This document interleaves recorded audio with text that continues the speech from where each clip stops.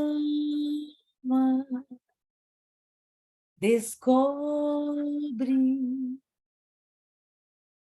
a grandeza do infinito na beleza de uma noite, nos pirilampos lá do céu. Reflete, tu que pensas, amas, tu que choras, cantas, és bem mais que uma estrela a cintilar. Alma, debruça nas janelas do infinito, estende o teu olhar para mais além. És livre, és um pássaro infindo, é tão terno e é tão lindo o teu voar.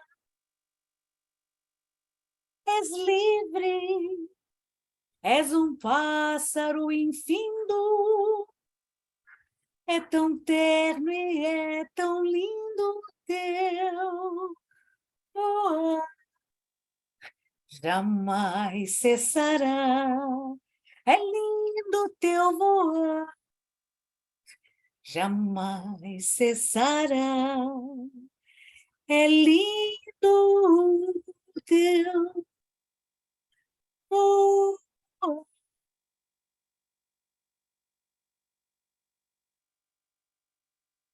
Que assim Muito seja. bem.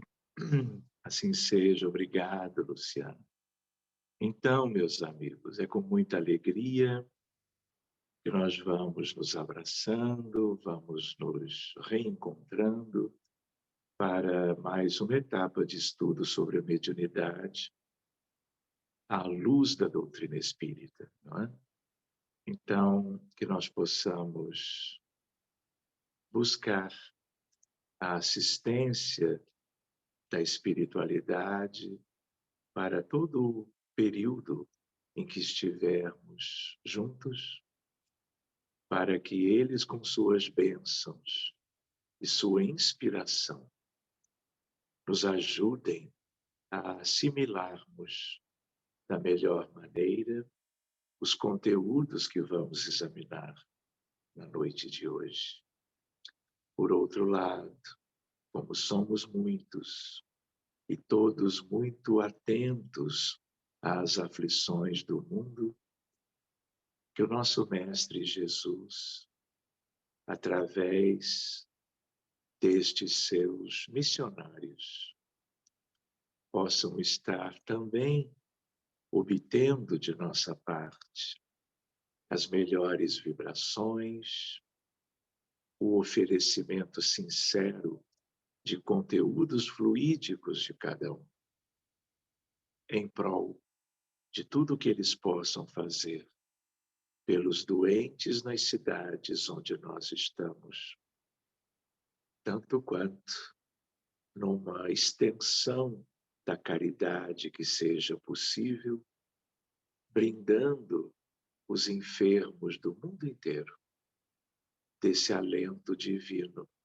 que a prece e a presença destes benfeitores possa permitir.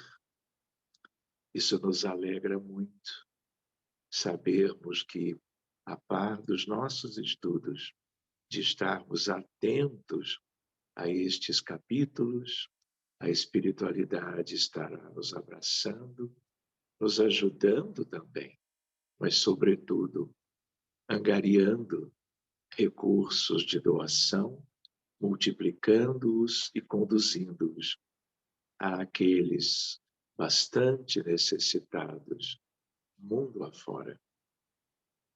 Então, Senhor Jesus, amigos queridos, nós vamos dando início ao nosso encontro, estudo e prece desta segunda-feira, 5 de junho. Muito obrigado a todos e que assim seja.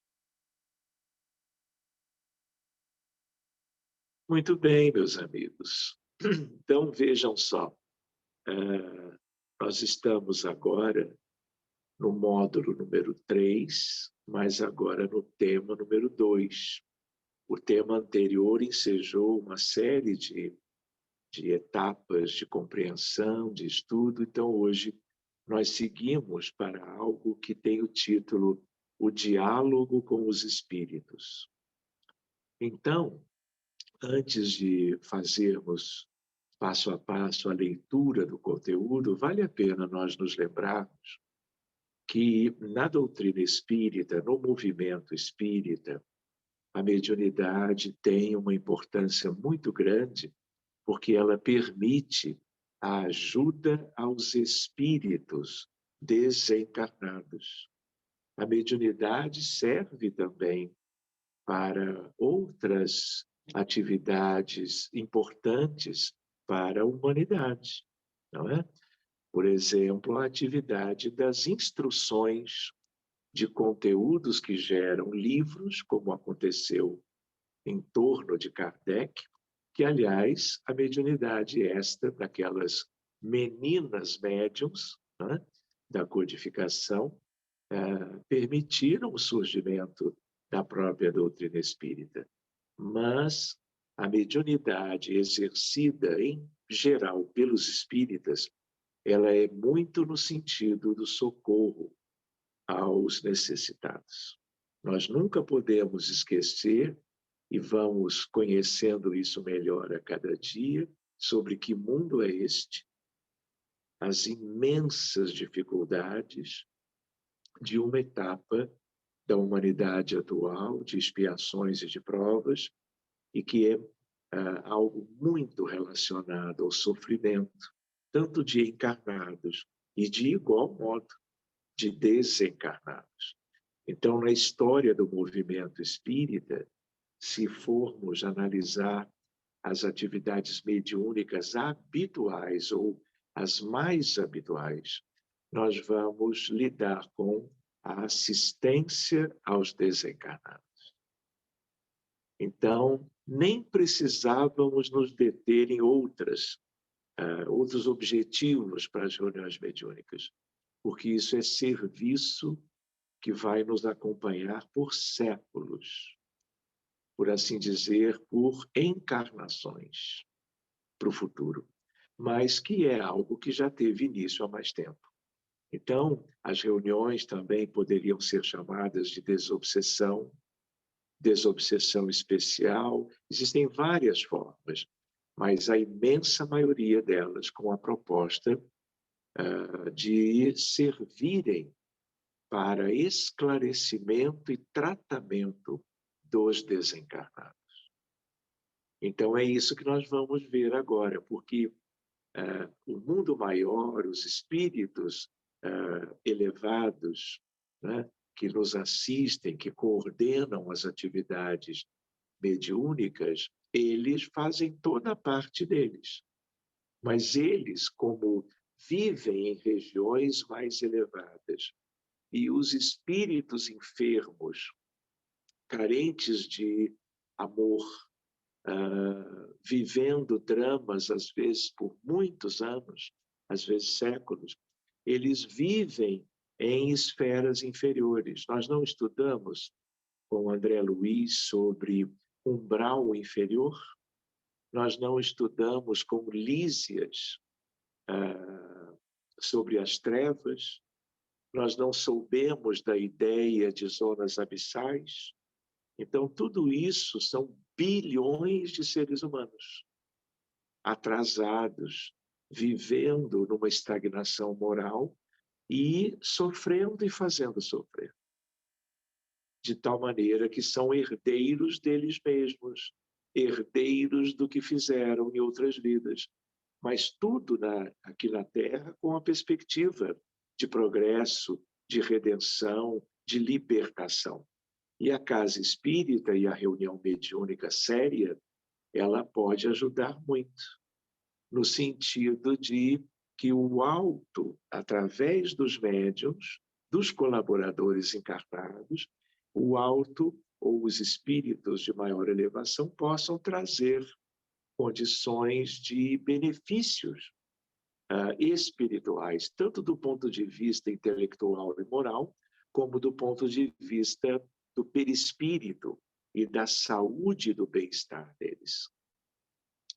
Então, o diálogo com os espíritos é como que uma das chaves, talvez uma das principais, para que possamos ver a nossa humanidade aos pouquinhos melhorando.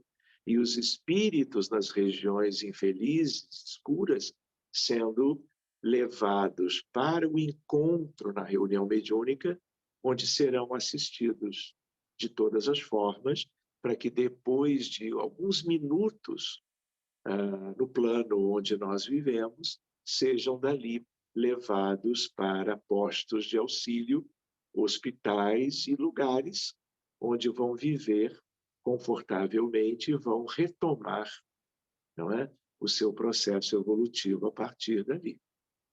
A gente só lamenta, né, que, apesar do Espiritismo estar conosco desde Kardec, desde a obra inicial, há 166 anos, os espíritas no mundo, que são quase que os únicos que têm estrutura para lidarem regularmente com as questões do mundo espiritual, no modo que nós desejamos de esclarecimento, de benefícios aos sofredores do outro lado, nós espíritas somos muito poucos, muito poucos.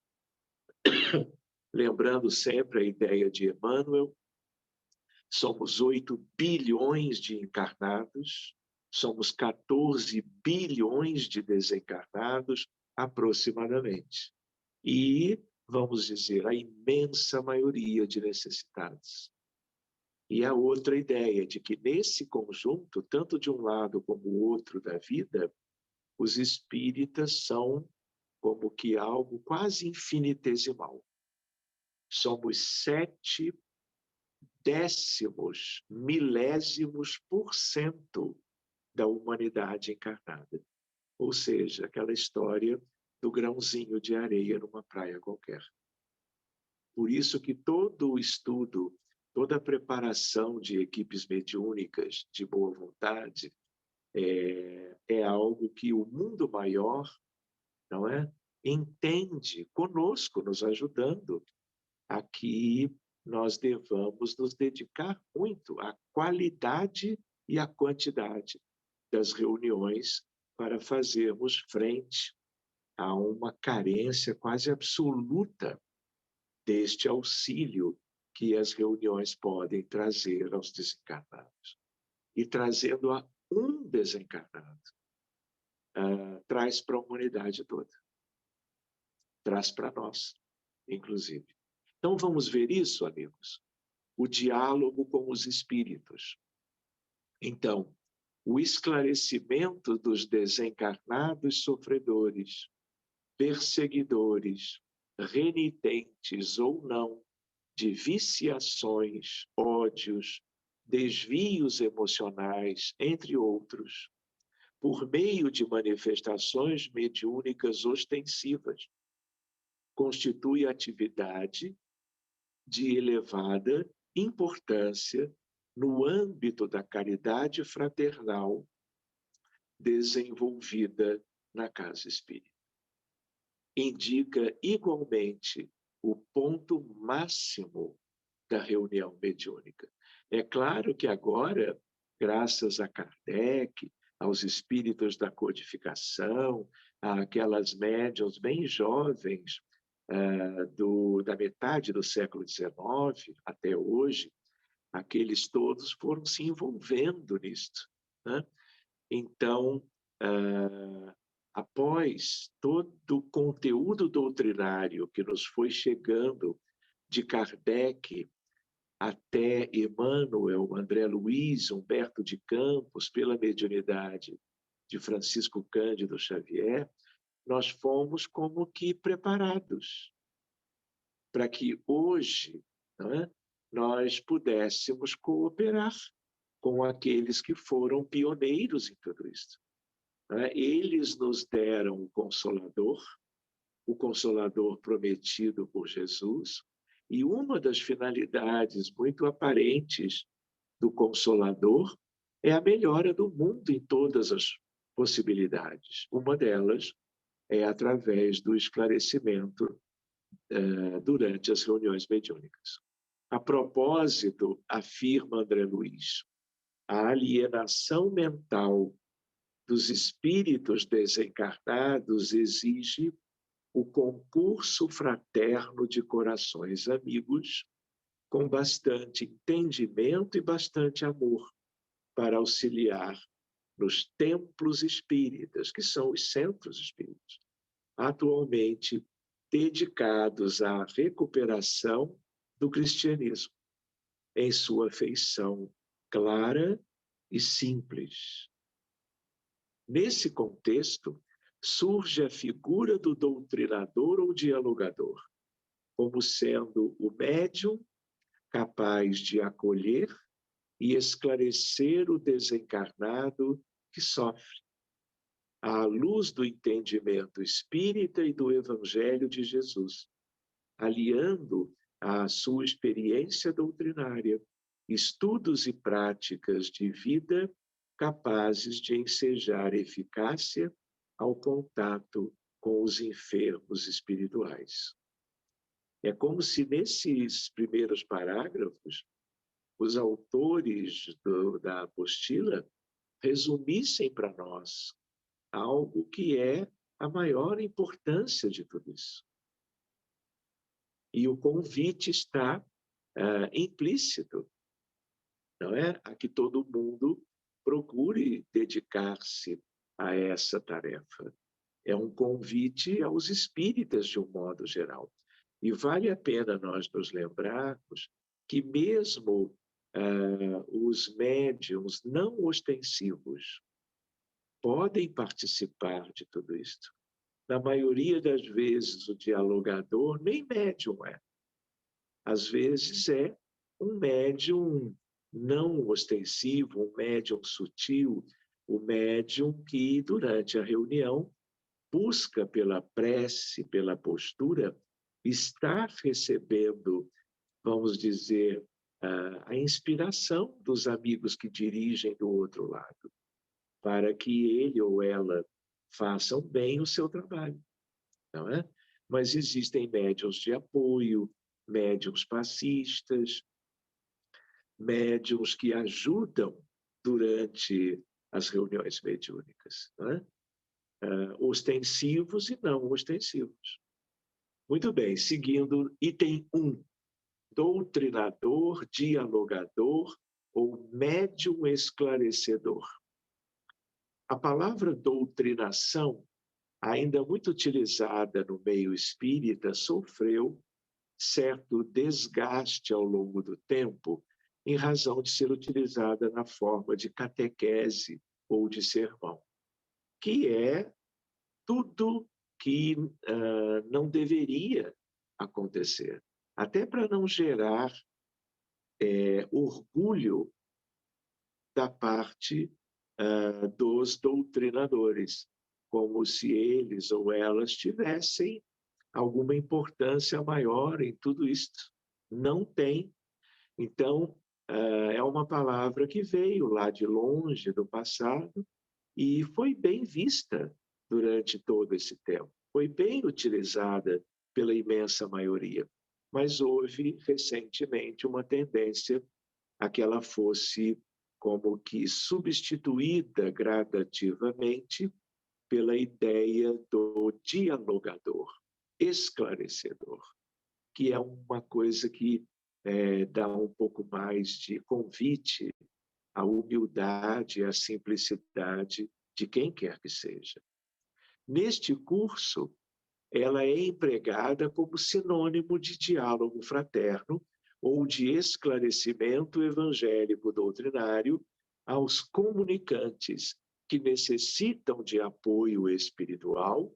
Todavia, encontramos na obra de André Luiz, Emmanuel e outros orientadores o uso indistinto das designações doutrinador, dialogador ou médium esclarecedor, palavras utilizadas nesse sentido específico.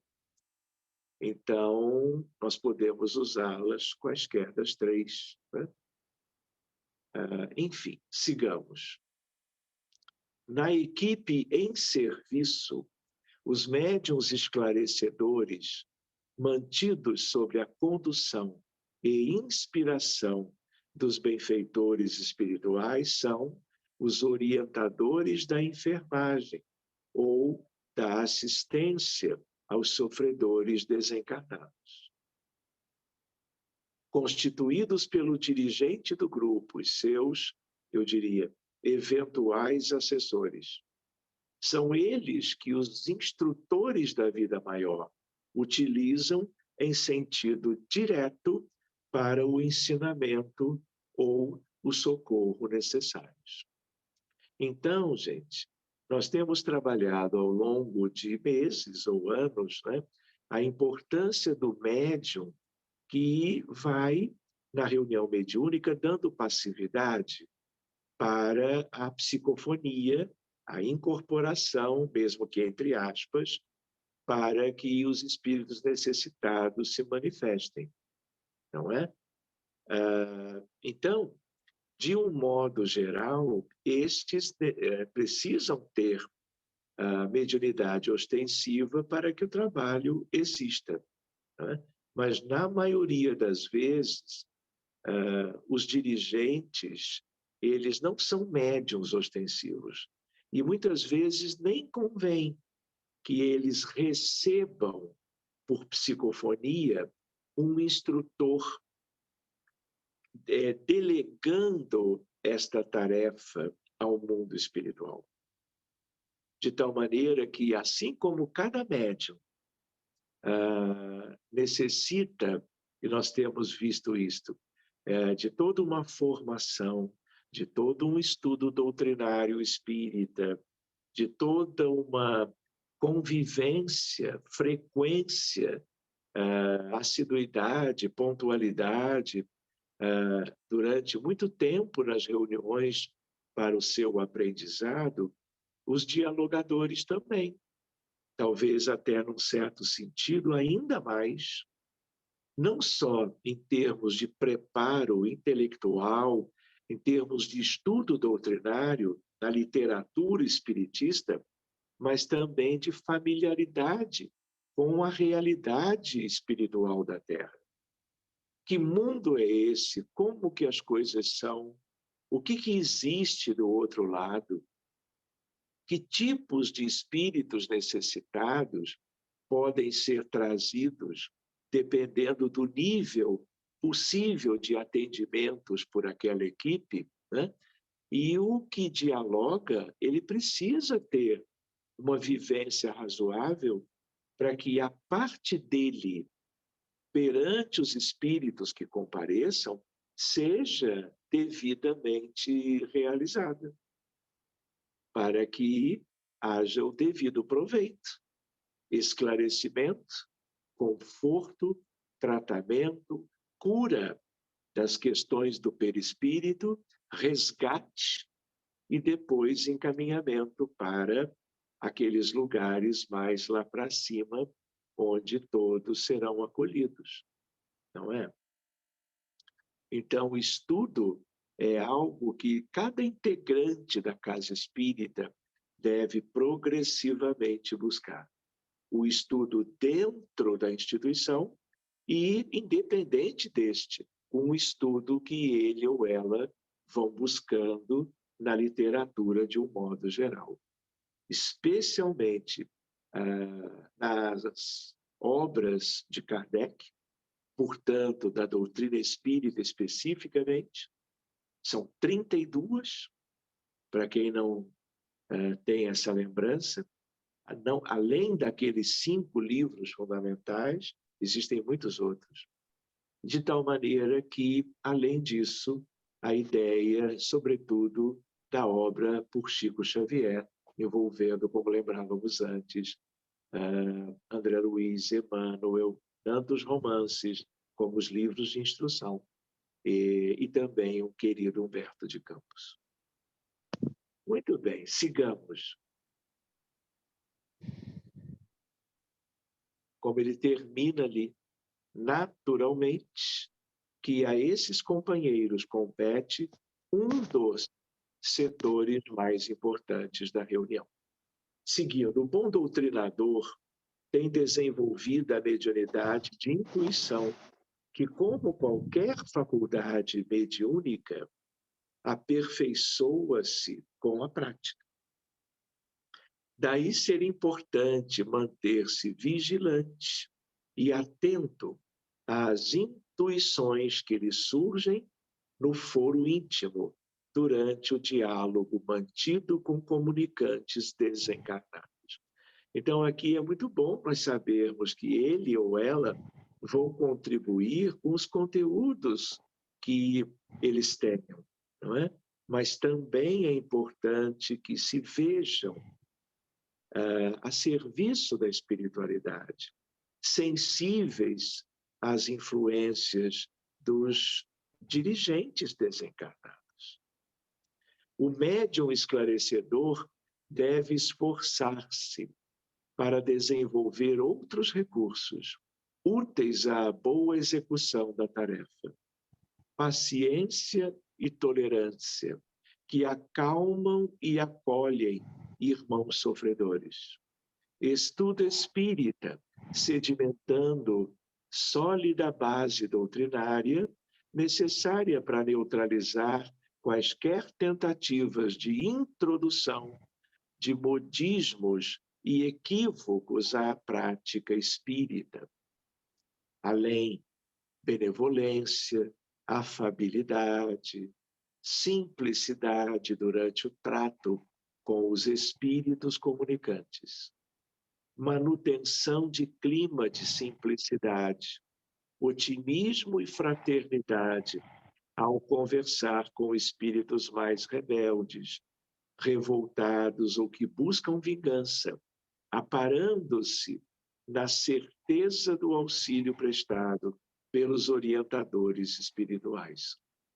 Atenção à problemática apresentada pelo espírito e, ao mesmo tempo, envolvimento em vibrações harmônicas, a fim de que o médium exercite também a sua capacidade de auxiliar com proveito. O médium dialogador. Enfim, o encarnado encarregado do diálogo deve conscientizar-se do esforço de combate às próprias imperfeições morais, trabalhando na aquisição e no desenvolvimento de virtudes, pois o seu comportamento no bem e as suas atitudes equilibradas apresentam significativo efeito moral sobre os espíritos com quem dialoga.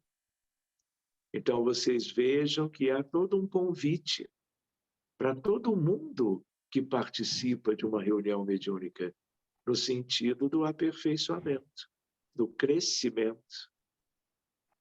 Então, vamos dizer, uma lembrança a mais, a ideia da reunião mediúnica como uma escola, um laboratório do mundo invisível, mas uma escola de vida, porque todos posicionam-se como aprendizes, todos vão aproveitar muito os conteúdos que os próprios espíritos enfermos, sofredores, eles nos alcançam, sem saberem, desde que, claro, cada integrante da reunião, naquela noite, naquela tarde, possa se colocar como tal, não é? Até para, em conhecendo o sofrimento do outro lado, se veja do outro lado no futuro e possa trabalhar no lado de cá,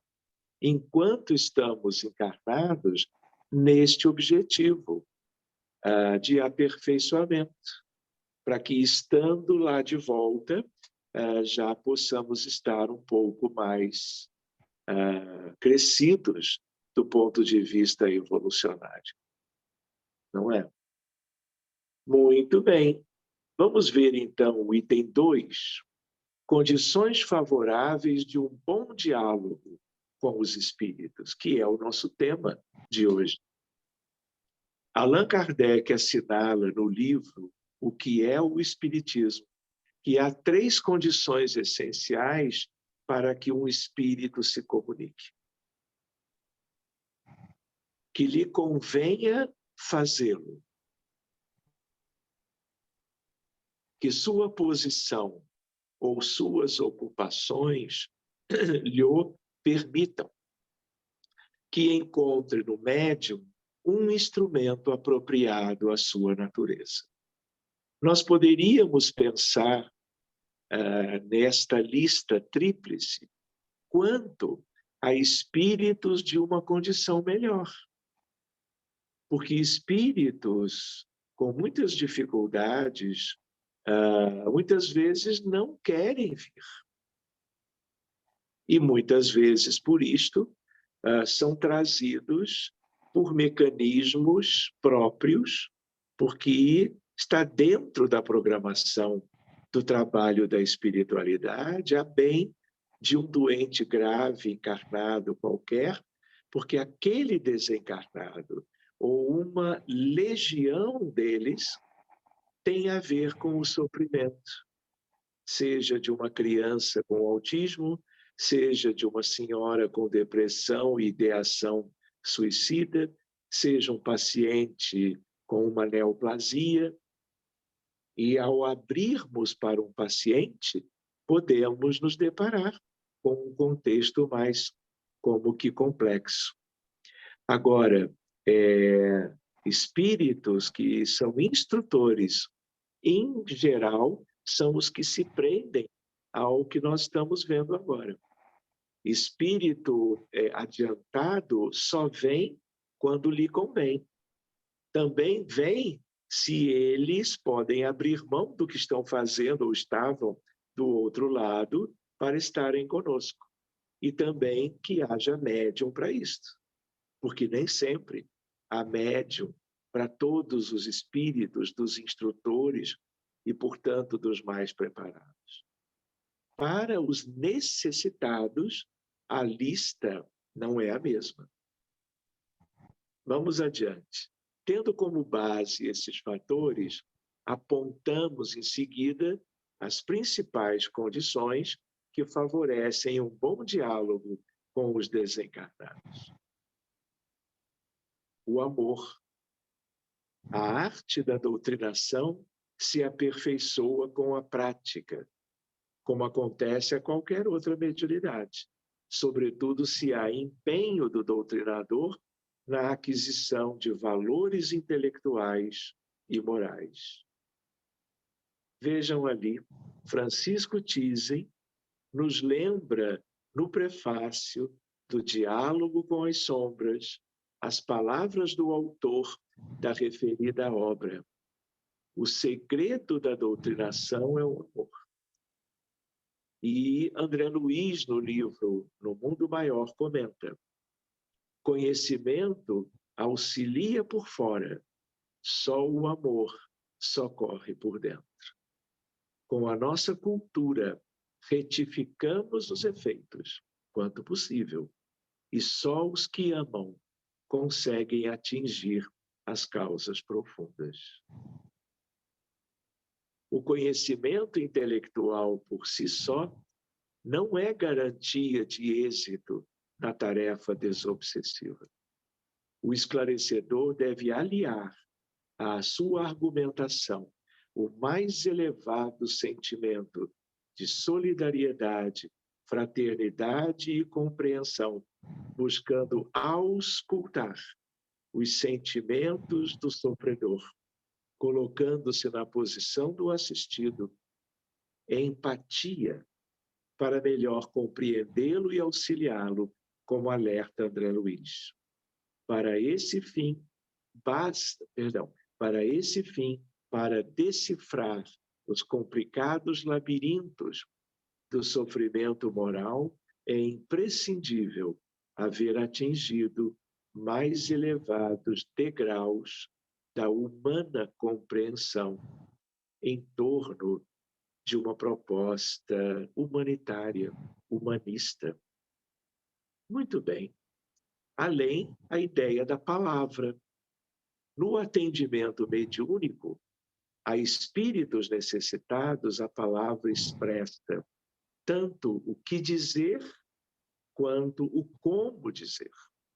Deve ser pronunciada num tom de voz harmônico, tranquilo, destituído de afetação, nem imposição, na forma fraterna, como a de quem conversa com um amigo ou familiar, momentaneamente distante do equilíbrio. André Luiz recorda que, ao nos comunicarmos com alguém, emitimos energias que poderão conduzir o ouvinte à harmonia ou ao desajuste, pois a palavra sempre carrega o magnetismo de quem fala. E aqui valeria a pena nós nos lembrarmos que, quando nós conversamos com encarnados no dia a dia, isto aqui que ele comentou também acontece. Mas se nós dialogamos com desencarnados que estão destituídos da vestimenta física, biológica, maravilhosamente estruturada, mas feita de matéria densa, o efeito da palavra, do sentimento, do diálogo, ele é muito mais potencializado no sentido daquele que está interagindo conosco ou com quem seja. Então, vale a pena lembrarmos disso.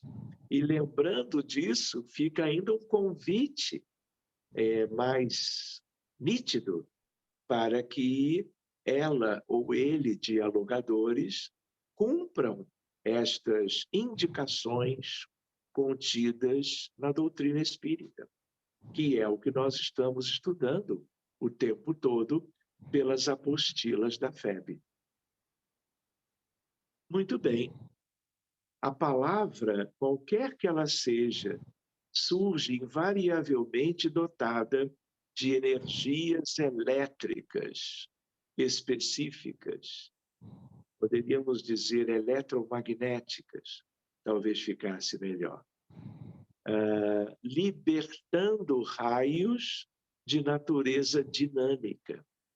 A mente, como não ignoramos, é o incessante gerador de força, por intermédio dos fios positivos e negativos, do sentimento e do pensamento, produzindo o verbo, que é sempre uma descarga eletromagnética regulada pela voz. Então, vejam que bonito isto, além de ser algo instrutivo para os que trabalham na seara da mediunidade, é algo instrutivo para a vida humana em geral, no dia a dia. O que é que vocês imaginam que seja um diálogo, uma interação com alguém em família, no ambiente de trabalho, quando alguém eleva o seu tom de voz e grita, seja o que for, durante a sua interação com um ou outro ou muitos? O que vocês imaginam que é essa descarga no sentido da frequência vibratória? E isso gera prejuízos para quem faz, para quem grita, não é? Vocifera no dia a dia, né? E é algo tão comum nessa humanidade, tanto quanto para aqueles com quem qualquer um esteja, estes últimos, interagindo. Muito bem. Em outra obra de sua autoria, André Luiz descreve um atendimento que modificou radicalmente a conduta adotada pelo obsessor, simplesmente porque o dialogador soube aliar simplicidade, tato, gentileza e entonação adequada à palavra. 2 pontos. A paciência do doutrinador sensibilizava-nos. Não recebia Libório qual se fora defrontado por um habitante das sombras, suscetível de acordar-lhe qualquer impulso de curiosidade menos digna. Ainda mesmo descontando o valioso concurso do mentor que o acompanhava, Raul emitia de si mesmo sincera compaixão de mistura com inequívoco interesse paternal. Acolhia o hóspede sem estranheza ou irritação, como se o fizesse um familiar que regressasse demente ao santuário doméstico. Talvez por essa razão, o obsessor, a seu turno, se revelava menos agastadiço. Ante o argumento enunciado com sinceridade e simpleza, o renitente sofredor pareceu apaziguar-se. Ainda mais, jatos de energia mental, partidos de Silva, alcançavam-no agora em cheio no tórax, como a lhe buscarem o coração. Sob o sábio comando de Clementino, falou o doutrinador com afetividade ardente. Outro aspecto que este parágrafo nos dá é a ideia de equipe, a ideia de vários desencarnados, cada um com a sua função, auxiliando no mesmo momento, no mesmo contexto da reunião, em prol daquele que estava sendo acolhido. Libório, meu irmão. Essas 3 palavras foram pronunciadas com tamanha inflexão de generosidade fraternal que o hóspede não pôde sopitar o pranto que lhe subia do âmago. Emmanuel, no livro O Consolador, abordando os elevados sentimentos que precisam ser desenvolvidos pelo médium esclarecedor, estabelece uma valiosa diferenciação entre doutrinar e evangelizar. 2 pontos, de novo. Assim, não basta doutrinar o espírito, no sentido de transmitir-lhes informações ou ensinar-lhe algo. É importante evangelizar. Para doutrinar, basta o conhecimento intelectual dos postulados do Espiritismo. Para evangelizar, é necessária a luz do amor no íntimo. Na primeira, bastarão a leitura e o conhecimento.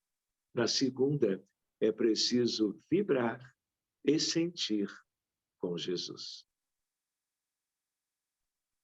Muito bem.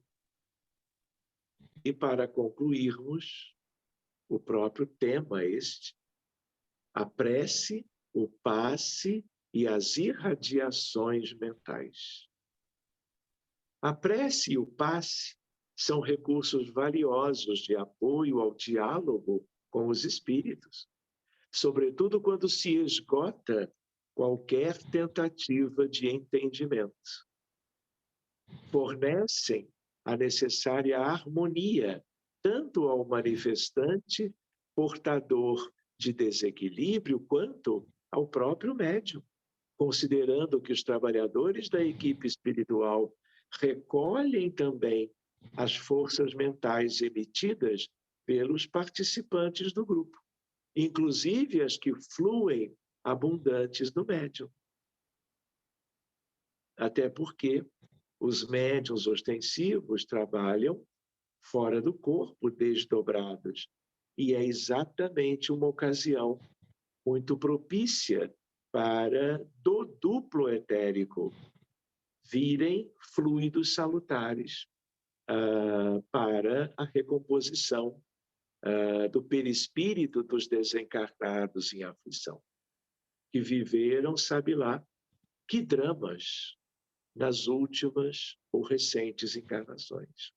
E trazem isto tudo como verdadeiras marcas fluídicas, requerendo o auxílio divino, o auxílio desta espiritualidade e de todos os cooperadores de boa vontade da reunião.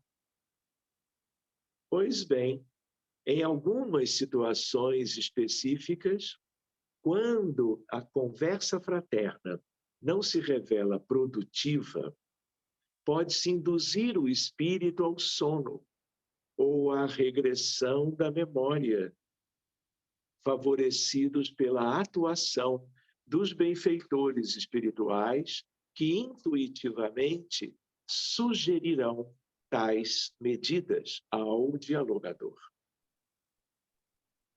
Finalizando, se o comunicante perturbado procura fixar-se no braseiro da revolta ou na sombra da queixa, indiferente ou recalcitrante, o diretor ou o auxiliar em serviço solicitará a cooperação dos benfeitores espirituais presentes para que o necessitado rebelde seja confiado à assistência de organizações espirituais adequadas a isto.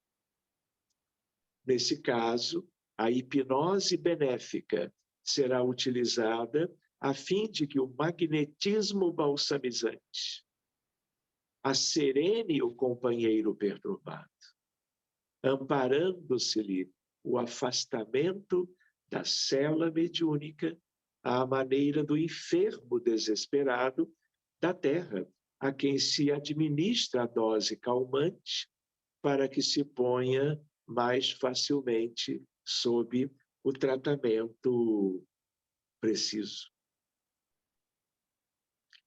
Muito bem, meus amigos. Então, este é o nosso tema da noite.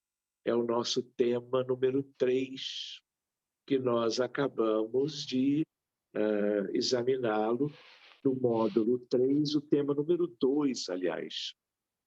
Então, meus amigos, nós teríamos alguns minutinhos para que pudéssemos conversar sobre o que nós acabamos de ver. Então, se alguém tiver alguma questão para trazer, sinta-se à vontade, não é? E nós vamos tentar esclarecer algum aspecto. Estão todos bem? Então, quem desejar, com a palavra.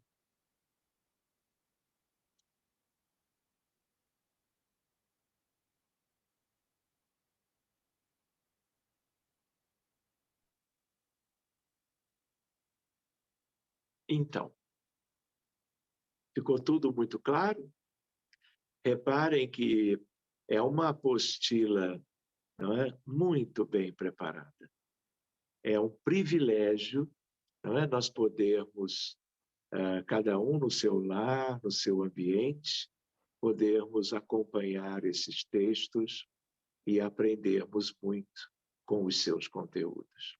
Mas, de qualquer maneira, alguém pode ter alguma questão para trazer na noite de hoje, ligado, claro, ao tema.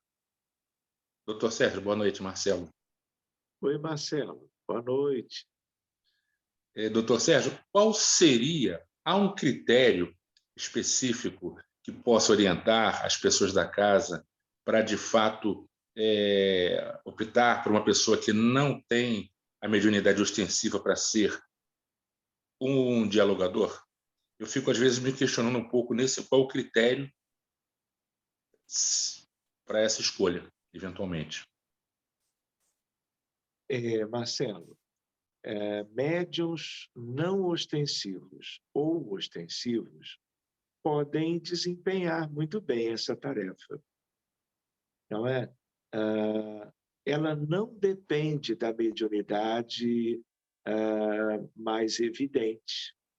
Tanto é que aqueles que muitas vezes, por isto mesmo, estão na casa espírita há algum tempo, gostariam de colaborar, mas não são médiuns nessa acepção mais direta da mediunidade, né? Podem muito bem irem se preparando para, ali adiante, serem convidados por esse ou aquele dirigente da instituição para integrar a equipe mediúnica primeiro, como observadores, como médiuns de sustentação vibratória, de doação fluídica, de passe para um espírito necessitado e assim por diante. E, aos poucos, ele vai, ou ela, mostrando uma tendência para o diálogo. E aí cabe a quem dirige, né, ver como administra isto. Ter ele ou ela como seus auxiliares, ou até, numa conversa com a direção da casa, propor que essa pessoa integre um grupo em formação para que ele vá também exercitando essa condição. Porque tudo na vida depende de exercício. E para esta atividade de base doutrinária, a mais sólida possível, que é algo que vai se adquirindo com o tempo, mas depois a prática mesmo. E aquele que hoje é um aprendiz, amanhã ele já pode se desincumbir direitinho da tarefa. Agora, cada caso é um caso. Nós estamos falando, Marcelo, de um modo assim um tanto geral, mas vai que surge uma pessoa que tenha até a mediunidade que até então ia servindo para se receber os necessitados. E ele também foi capaz de mostrar que espíritos instrutores, instrutores para o grupo, instrutores da casa, instrutores num sentido até mais amplo, ele possa desenvolver a sua cooperação, porque é um médium que tem uma familiaridade com amigos espirituais que compareçam através dele para o diálogo fraterno. Isso não precisa ser, Marcelo, sempre. Pode ser uma coisa dinâmica, em que o próprio encarnado, e essa dinâmica é muito boa, o próprio encarnado, ele faz uma parte, e em certos momentos, certos outros dias de reunião, o espírito do amigo instrutor é mais presente. Tudo é bom, desde que bem administrado. Porque o que importa, né, Marcelo? Não importa quem traga o subsídio de fraternidade e de amor, não é? Importa é que o necessitado receba. A outra parte depende de apenas uma administração de bom senso em meio às possibilidades e recursos que estes encarnados, médiuns ou não, ofereçam. Faz sentido, né, Tá bom, Marcelo? obrigado. Com toda certeza. Tenho tido oportunidade de ajudar na Casa Espírita nesse sentido, progressivamente. Mas eu percebo que há perfis um pouco diferentes na hora do diálogo, dos próprios que estão tentando apoiar, ajudar, né? Então, eu ficava, às vezes, imaginando isso. Então, afinal, o perfil da escolha, cada um tem um tom de falar, uma forma, né? E eu tenho uma certa tendência, outro tem outra tendência, e eu nunca chego a uma conclusão. Mas, obrigado. Marcelo, eu acho que eu estou entendendo o que você está trazendo. As pessoas são todas diferentes entre si. Cada um tem uma história, cada um tem suas escolhas ao longo dos séculos, né? e chegamos todos a essa altura trazendo as nossas questões pessoais. Então, o que importa lembrar, Marcelo, é que existem coisas básicas que os dialogadores têm que ter. Agora, pode haver uma diferença ou outra na maneira de conduzir, no verbo, nas palavras, de tal maneira que isso é uma coisa que nós temos que respeitar, não é? Mas buscando que todos tenham a base doutrinária e a questão do entendimento da importância do diálogo feito com sobriedade, com fraternidade, eu diria até com uma certa dose de ternura e acolhimento, tanto quanto amorosidade, para que a grande maioria dos espíritos que são trazidos recebam o fundamental. Respeitando-se, né, Marcelo, as eventuais diferenças. Não discrepâncias, que aí já é outra coisa. E aí depende da direção da casa trabalhar para que tudo seja exitoso. É isso mesmo. Obrigado. É isso? Muito bem. Sim. Então, queridos, vamos fazer assim. Agora já são, no horário de Brasília, 8h. E eu tinha comentado, para quem chegou um pouquinho depois, que hoje eu tenho um compromisso logo a seguir de um estudo. E aí, quando for 8h15, eu preciso estar entrando lá no outro grupo, né? Pedindo, claro, licença a vocês todos. Então, nós podíamos interromper o nosso estudo agora.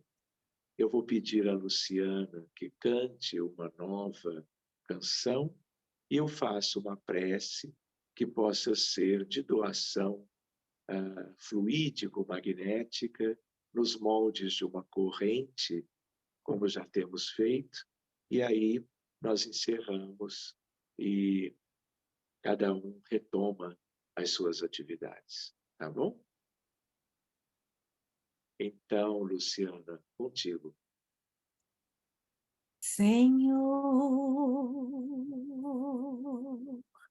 fazei-nos instrumento de vossa paz. Onde houver ódio, que eu leve o amor. Onde houver ofensa, que eu leve o perdão. Onde houver discórdia, que eu leve a união. Onde houver dúvidas, que eu leve a fé. Onde houver erro, que eu leve a verdade. Onde houver desespero, que eu leve a esperança. Onde houver tristeza, que eu leve a alegria. Onde houver trevas, que eu leve a... Ó Mestre, fazei que eu procure mais consolar que ser consolado, compreender que ser compreendido, amar que ser amado, pois é dando que se recebe, é perdoando que se é perdoado, e é morrendo que se vive para a vida eterna. Ó Mestre, que assim seja. Senhor e Mestre Jesus, dando continuidade ao nosso encontro desta noite, nós que continuamos juntos, devidamente abraçados como irmãos e como amigos, nós vamos como que formando um campo imenso do tamanho do nosso mundo em prol da assistência a milhões e milhões de necessitados, rogando a Ti, Senhor, que a nossa intenção seja acompanhada de todos os benfeitores da humanidade que possam cooperar contigo, conosco e com aqueles tão necessitados mundo afora, tendo em vista o planeta hospital que somos e um número imenso de enfermos no plano material, tanto quanto no mundo dos espíritos. Todos aqui, Jesus, somos aprendizes na fé, no empenho solidário aos necessitados. E sob a égide do teu amor, com a presença de Maria de Nazaré, de José da Galileia, de João Batista, o precursor, chanceler da justiça, apóstolos, discípulos, centenas de amigos da Galileia, nós vamos implementando este campo gerado pelas intenções de todos aqui, de vermos o alívio chegando aos que sofrem, vítimas da violência por toda parte, sobretudo no Brasil e nos ambientes e países onde temos as guerras, os conflitos, as invasões, gerando a desencarnação de centenas ou milhares ao longo do tempo. A nossa rogativa, Jesus, colocando-nos de novo aos teus pés, lembrando de Allan Kardec, quando esclareceu que onde estivessem os nossos pensamentos, seria ali que as nossas almas estariam. Pensando em Ti, em Jerusalém, há 2000 anos, desejando os eflúvios de amor, de cura e de paz para o mundo, nós vamos compartilhando, através da fé cristã, o que haja de mais proveitoso nas mãos do mundo maior, que nos acompanham na mesma oportunidade que une os céus e a terra, como agora. Abençoa, Jesus, todos aqueles que sofrem no mundo material, tanto quanto na erraticidade. Que a doação fluídica na noite de hoje seja muito proveitosa. Haja vista o desejo de todos aqui de nos tornarmos cada vez mais úteis, amorosos, sinceros, humildes, devotados ao bem dos demais. E que isto não seja um conteúdo de meras frases reunindo palavras, que seja algo de um exercício constante. Haja vista tudo aquilo que de tanto amor e luz tu brindaste o mundo outrora. Muito obrigado, amigos espirituais. Bezerra, Eurípides, Thyssen, Dona Ivone, Dr. Lacerda, Albert Schweitzer,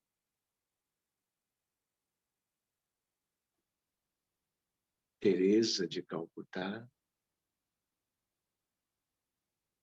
Benjamin Franklin, William James, amigos lindos de todas as épocas. Muito obrigado e que possamos continuar nos doando no dia a dia, cada vez que, pensando uns nos outros, oremos com Jesus. Muito obrigado.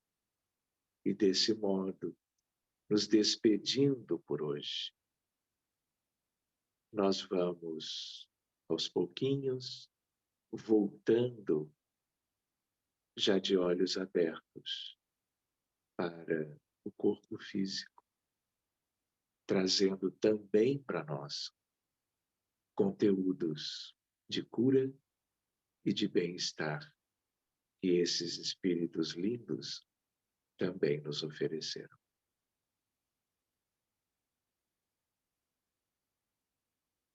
Muito bem, meus amigos. Luciana, pode cantar de novo. Nós agradecemos, Senhor, Senhor, por estes momentos de paz que te sentimos aqui,